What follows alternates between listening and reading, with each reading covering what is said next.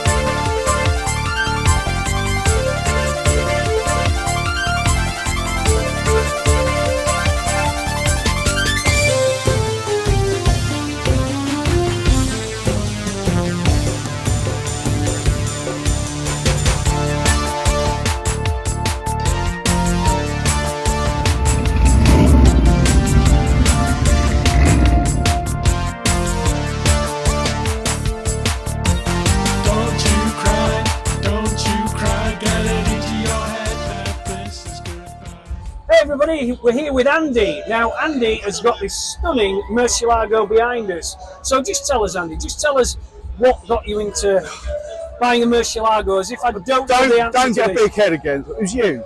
I was an avid reader of Evo magazine when I was younger. Used to read it religiously, subscription, and you had your little readers column article talking about your orange car, the track days, and I just fell in love with the story, your enthusiasm for it, and I've wanted one ever since. My head's 20 getting years. bigger, mate. 20 years. 20 years. 20 years. And I always said, I did BMWs and Jack cars, and everybody that's known me in the car world has always known that's what I've wanted, was a manual Murcielago. And you've got it. And I got it 3 years ago, So- and I absolutely love it. Yeah, it's a car you're never going to sell. Hopefully not. No. I'll sell my children first. What about...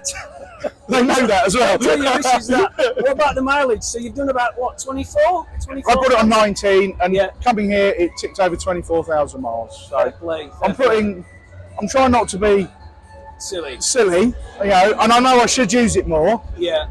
but I don't want to put wasted miles Well, on I've it. got to say, I mean, look I know, at I wish I had the bravery just to come back and use it every day. But the thing is, yours compared to mine is absolutely, it's split mint. It really is. Thank you. I was just saying, I love the wheels. Yeah, so when I bought the car, they were black, and I don't like black wheels on cars, and they lost all the detail. So part of the purchase is they changed the colour, Yeah. and I went for a light BMW Shadow Chrome. Yeah. Unconventional, but I think they just stand It out. suits it entirely. But this car, going back to the actual car, you bought it from Simon Furlonger. Yeah. They've looked after this car, I believe, for about 15 years, and I've got pictures of this car going back at least 12 years.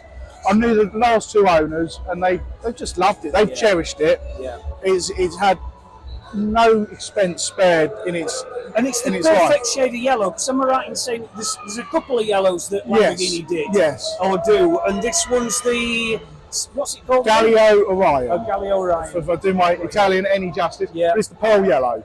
Yeah, it's The only downside is most of its original paint. It did have the front end painted when I got it. Yeah. But other than that, most of it's original paint, Yeah. which is nice. No, great to talk to you. Yeah, Andy. cheers, Simon. Nice to meet you. Yeah, nice one. Cheers, guys.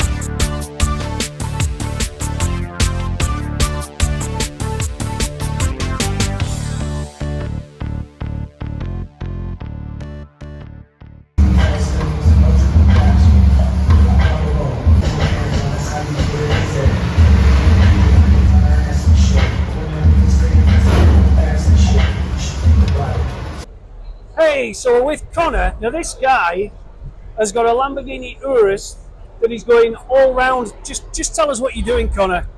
So I got this Lamborghini Urus and decided to sell my house, quit the job that I was running, company, and outfit it into an overland rig, travel around the world, living in the back of it. I've got my fridge, I've got my stove deployed over there, got my off-road tires, everything I need in the boxes in the roof and organized inside, and I'm literally going all over the world.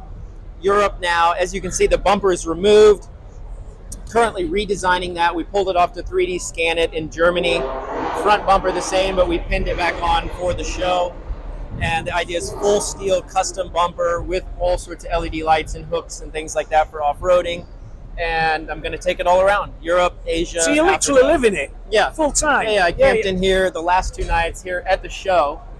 And yeah, it's been a fun weekend. It's been a blast. And so just tell us how you keep warm. You mentioned to me before, you've got nothing elaborate. It's just a case of switching the engine on and putting the heater on when it gets really cold. Yeah. So I have a couple sleeping bags, but if it gets very cold, I can turn the engine on from the back. Now, when I was in the States, you know, you have to push the brake pedal now to start the cars. So I had an AR-15 that I kept in the back, a pistol. For our English viewers, an AR-15 is...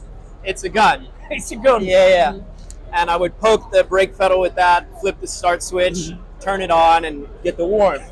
But here in Europe, in the UK, I've got to use an umbrella. Yeah, well, that makes sense. Yeah. But what a fantastic machine. Absolutely brilliant. Thank you. So how long are you going to go around the world for? What's your... Years. Yeah. I mean, I'm in no rush. You know, I'm young. It's time to, you know, bugger off, if you will. And as you say, you're basically homeless in a Lamborghini. Right. Yeah, exactly. Exactly. And some other Lambos over there. Yeah. Jesus. Great stuff. Great to talk to you. Alrighty. Thank you very much. I appreciate it. Thanks. Nice to meet you. You too.